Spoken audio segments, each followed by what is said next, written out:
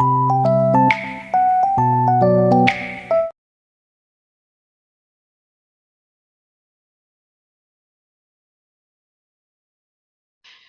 వసు చక్కటి వాతావరణాన్ని ఆస్వాదిస్తూ ఏకాంతంగా సమయాన్ని గడుపుతారు కదా! తర్వాత రోజులు గడుస్తూ ఉంటాయి. ప్రిపరేషన్ హాలిడేస్ అన్నీ అయిపోతూ ఉంటాయి. ఎగ్జామ్స్ దగ్గర పడుతూ ఉంటాయి. వసు ఎగ్జామ్స్ మీద బాగా కాన్సంట్రేషన్ చేసి సిలబస్ మొత్తం పూర్తి చేస్తూ ఉంటుంది. రిషి వసుని జాగ్రత్తగా చూసుకుంటూ అన్ని విధాలుగా సహాయపడుతూ ఉంటాడు. వసుకి వచ్చే డౌట్స్ అన్నీ కూడా క్లియర్ చేస్తూ ఎగ్జామ్స్‌కి బాగా ప్రిపేర్ చేయిస్తూ ఉంటాడు వసుని. ఒక పక్కన ధరణి కళ్ళు తిరిగి పడిపోతుంది. ధరణి, ధరణి అని ముఖం పైన నీళ్లు చల్లి దేవయాని లేపుతూ ఉంటుంది. కానీ ధరణి లేవదు. అంతలో ఫణీంద్ర వస్తాడు. దేవయాని, ఏమైంది ధరణికి అని కంగారు పడుతూ అడుగుతూ ఉంటాడు. ఏమోనండి, సడన్గా కళ్ళు తిరిగి పడిపోయింది. నీళ్లు కొట్టి లేపుతున్నా లేవట్లేదండి అని అంటుంది. మరి డాక్టర్కి ఫోన్ చేశావా అని అంటారు ఫణీంద్ర. లేదండి అని అంటుంది దేవయాని. అదేంటి దేవయాని, నువ్వు అసలు మనిషివేనా?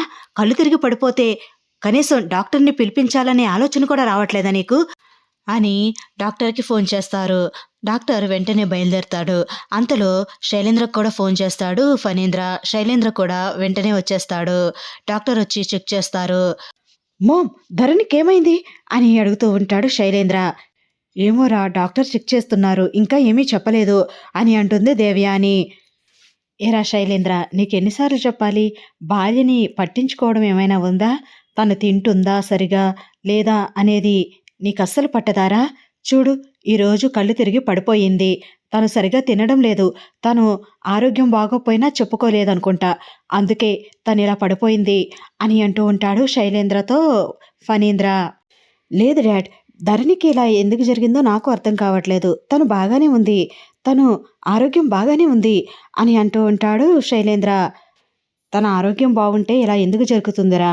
పని ఒత్తిడి కూడా బాగా ధరణికి ఎక్కువ అవుతున్నట్టుంది.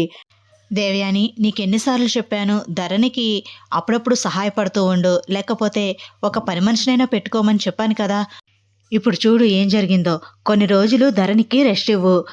ఏమైనా పనులుంటే అవన్నీ నువ్వే చూసుకో. ధరణికి ఏం చెప్పకు కొన్ని రోజుల వరకు అని అంటాడు ఫణీంద్ర. ఇంకా దేవయానికి ఏం చేయాలో అర్థం కాక సరే అండి అని తల ఊపుతూ ఉంటుంది.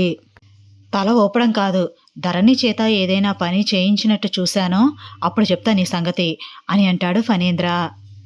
అంతలో డాక్టర్ గారు వచ్చి, కంగారు పడవలసిన అవసరం ఏమీ లేదండి, తను ప్రెగ్నెంట్ అని చెప్తారు.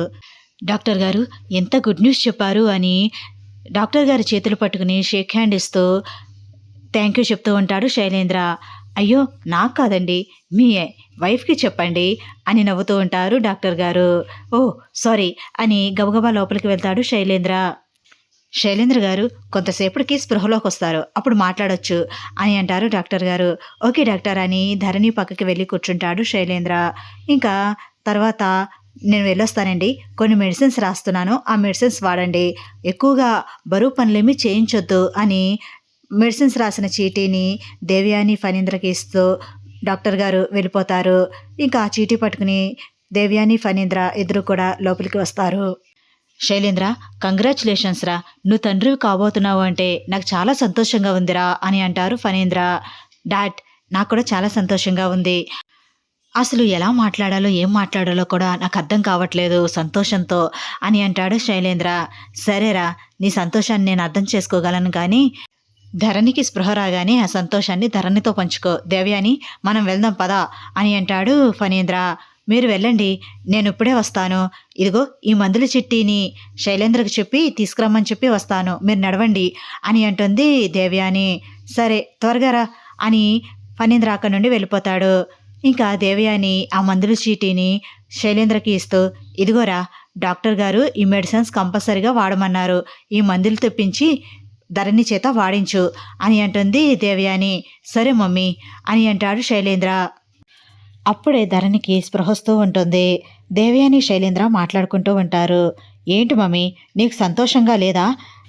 డాడ్ నాకు కంగ్రాచులేషన్స్ చెప్పారు, కానీ నువ్వు ఏమీ చెప్పలేదు, అంటే నీకు ఇష్టం లేదా అని అంటాడు శైలేంద్ర. ఏంట్రా ఆ మాటలు? నాకు ఇష్టం లేకపోవడం ఏంటి? నీకు ఎప్పుడెప్పుడు పిల్లలు పుడతారా అని నేను వెయిట్ చేస్తున్నాను. ఇప్పుడు ఆ కళ నెరవేరబోతుంది. అప్పుడే సంతోషపడడం ఎందుకా అని ఆగుతున్నానంతే అని అంటుంది దేవయాని. సంతోషించవలసిన సమయంలో సంతోషించకుండా ఏంటి మమ్మీ నువ్వు అలా ఫీలింగ్స్ని కప్పిపుచ్చుకుంటావెందుకు అని అంటాడు శైలేంద్ర. కప్పిపుచ్చుకోవాలిరా, వారసుడు బయటికి వచ్చేంత వరకు నా సంతోషాన్ని కప్పిపుచ్చుకుంటాను. వారసుడు వచ్చిన తర్వాత అప్పుడు నా సంతోషాన్ని వ్యక్తపరుస్తానురా అని అంటుంది దేవయాని. ఏంటి మమ్మీ నువ్వు నీ మాటలు నాకేమీ అర్థం కావు మమ్మీ, నాకు చాలా సంతోషంగా ఉంది తెలుసా అని అంటాడు శైలేంద్ర. ఎందుకురా అంత సంబరపడిపోతున్నావు అని అంటుంది దేవయాని. ఎందుకు అంటావేంటి మమ్మీ, నీ తర్వాత ఆ విలనిజాన్ని కంటిన్యూ చేశాను నేను. నా తర్వాత విలనిజాన్ని కంటిన్యూ చేయడానికి ఎవరూ ఉండరేమో అనుకున్నాను. ఇప్పుడు వారసుడి రూపంలో రాబోతున్నారు. మన విలనిజం నిలబడుతుంది మమ్మీ, అందుకే నాకు చాలా సంతోషంగా ఉంది. మహేంద్ర బాబాయ్ జగతి పిన్నులతో నువ్వెలా ఆడుకున్నావో వసుధార రిషిలతో నేను ఆడుకున్నాను. అలాగే వాళ్ళ పిల్లలతో నా పిల్లలు ఆడుకోవాలి కదా, అందుకే చాలా సంతోషంగా ఉంది. ఇప్పుడు నాకు చాలా ప్రశాంతంగా ఉంది మమ్మీ అని అంటాడు శైలేంద్ర. తండ్రి కాబోతున్నావు, నీలో ఎక్కడ మార్పు వస్తుందో అనుకున్నాను. పర్వాలేదురా, ఈ దేవయాని కొడుకు అనిపించుకున్నావు అని అంటుంది దేవయాని. మమ్మీ, నేను నీ కొడుకుని, అంత ఈజీగా దేన్ని మర్చిపోను. దేవయాని కొడుకు శైలేంద్ర, శైలేంద్ర కొడుకు అంతకి డబల్ ఉంటాడు మమ్మీ. ఇప్పటి వరకు నేను అనుకున్నవన్నీ ఫెయిల్ అయినాయి. ఒక్క కాలేజ్ని సొంతం చేసుకోవడం తప్ప ప్రతి విషయంలో రిషి పైన నేను ఓడిపోతూనే ఉన్నాను. రిషి నా పైన పై చేయిని సాధిస్తూనే ఉన్నాడు. నా కొడుకు విషయంలో అలా కానివ్వను. నా కొడుకు రిషి కొడుక్కి యముడిలా ఉండాలి, అలా పెంచుతాను వాణ్ణి అని చాలా గర్వంగా మీసం మెలేస్తూ చెప్తూ ఉంటాడు శైలేంద్ర. శభాష్ రా శైలేంద్ర, మనకి ఇంకొకడు తోడవబోతున్నాడు, నాకు చాలా సంతోషంగా ఉంది అని అంటుంది దేవయాని. అప్పుడే స్పృహలోకి వస్తున్న ధరణి దేవయాని శైలేంద్ర మాటల్ని వినేస్తుంది. ధరణి లేచి కూర్చోబోతూ ఉంటుంది. ఏ ధరణి, నువ్వు కష్టపడకు, నేను వస్తున్నాను కదా అని ధరణిని కూర్చోపెడుతూ ఉంటాడు శైలేంద్ర. ఏమైందండి నాకు అని అంటుంది ధరణి. ఏం లేదు ధరణి, కళ్ళు తిరిగి పడిపోయావు అని అంటాడు శైలేంద్ర. అవును ధరణి, డాక్టర్ గారు వచ్చి చెకప్ చేశారు, ఏం పర్వాలేదన్నారు. కంగ్రాచులేషన్స్ ధరణి అని అంటుంది దేవయాని. కంగ్రాచులేషన్సా, ఎందుకు అత్తయ్య అని అంటుంది ధరణి. అది శైలేంద్ర చెప్తాడులే, నేను వెళ్తున్నాను రా శైలేంద్ర అని దేవయాని అక్కడి నుండి వెళ్ళిపోతుంది. ధరణి శైలేంద్ర వంక చూస్తూ ఉంటుంది. ధరణి, నాకు చాలా సంతోషంగా ఉంది. నువ్వు ఇక నుంచి ఏ పని చేయకూడదు, డాక్టర్ చాలా జాగ్రత్తగా ఉండమన్నారు అని జాగ్రత్తలు చెప్తూ ఉంటాడు. ఏంటండి ఇంత ప్రేమని చూపిస్తున్నారు, ఏమైంది అని అంటుంది ధరణి. అదేంటి ధరణి, నువ్వు నా భార్యవి, నీ పైన కాకపోతే నేను ఇంకెవరిపైన ప్రేమ చూపిస్తాను. నువ్వు నా కలను నెరవేర్చావు ధరణి, మనం తల్లిదండ్రులు కాబోతున్నాము. నాకు ఎంత సంతోషంగా ఉందో తెలుసా, నాకు చాలా సంతోషంగా ఉంది. నిన్ను ఎత్తుకుని గిరిగిరా తిప్పాలనుంది, కానీ ఇప్పుడే నువ్వు కళ్ళు తిరిగి పడిపోయావు కదా, అందుకే ఆలోచించాను అని అంటాడు శైలేంద్ర. అత్తయ్య మీరు మాట్లాడుకున్న ప్రతి మాట నేను విన్నానండి. పుట్టబోయే పిల్లల కోసమైనా మీరు మారతారేమో అని ఆశ ఉంది, కానీ ఈ రోజుతో ఆశ కూడా చచ్చిపోయింది. మీ ఇద్దరు మాటలు విన్న తర్వాత మీలాగే పుట్టబోయే వాళ్ళను కూడా పెంచాలని చూస్తున్నారు. నాకు ఈ గర్భాన్ని ఉంచుకోవాలని కూడా లేదు. నాకు పుట్టబోయే బిడ్డ మీలా కుళ్ళు కుతంత్రాలతో పెరిగే కన్నా ఈ బిడ్డ పుట్టకపోవడమే బెటరు అని మనసులో అనుకుంటూ ఆలోచించుకుంటూ ఉంటుంది ధరణి. ఏంటి ధరణి ఆలోచిస్తున్నావు అని అంటాడు శైలేంద్ర. ఏం లేదండి, సంతోషంతో ఏం మాట్లాడాలో అర్థం కాక ఆలోచిస్తున్నాను అని అంటుంది ధరణి.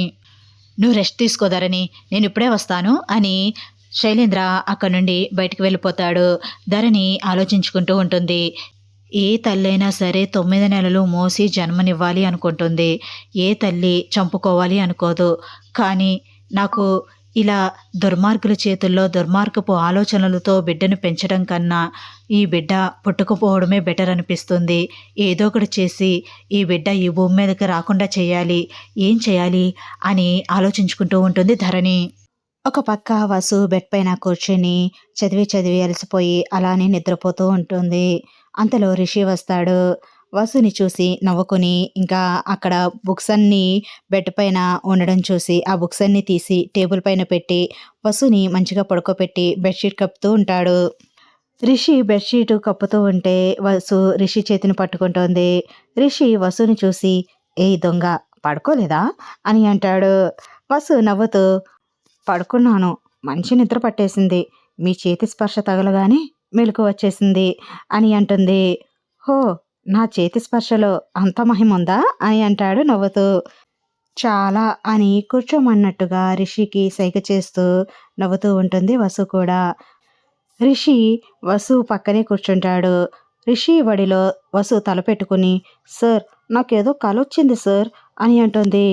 "కలొచ్చిందా? ఏం కల? ఇంక లేటెందుకు? చెప్పడం స్టార్ట్ చెయ్యి" అని అంటాడు వసుని ఆట పట్టిస్తూ.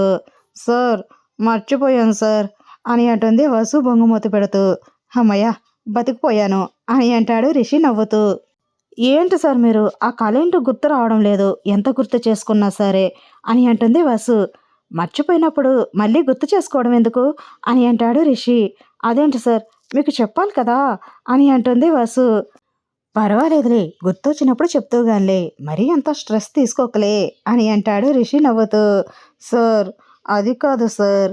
ఏంటో అది గుర్తొచ్చి గుర్తు రానట్టు ఏదోలా ఉంది సార్ ఆ కల" అని అంటుంది వసు. "సర్లే అనవసరమైన దాని గురించి ఎందుకు ఆలోచిస్తావు" అని అంటాడు రిషి. "అంతే అంటారా?" అని అంటుంది వసు. "అంతే కదా మరి" అని అంటాడు రిషి నవ్వుతూ.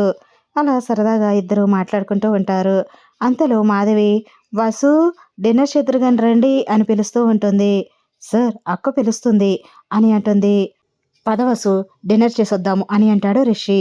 "సార్ ఎగ్జామ్స్ ఇంకా 2 డేస్ మాత్రమే ఉన్నాయి. డేట్ దగ్గరకొచ్చేసరికి నాకు భయంగా అనిపిస్తుంది ఎందుకో" అని అంటుంది వసు. "భయం ఎందుకు వసు?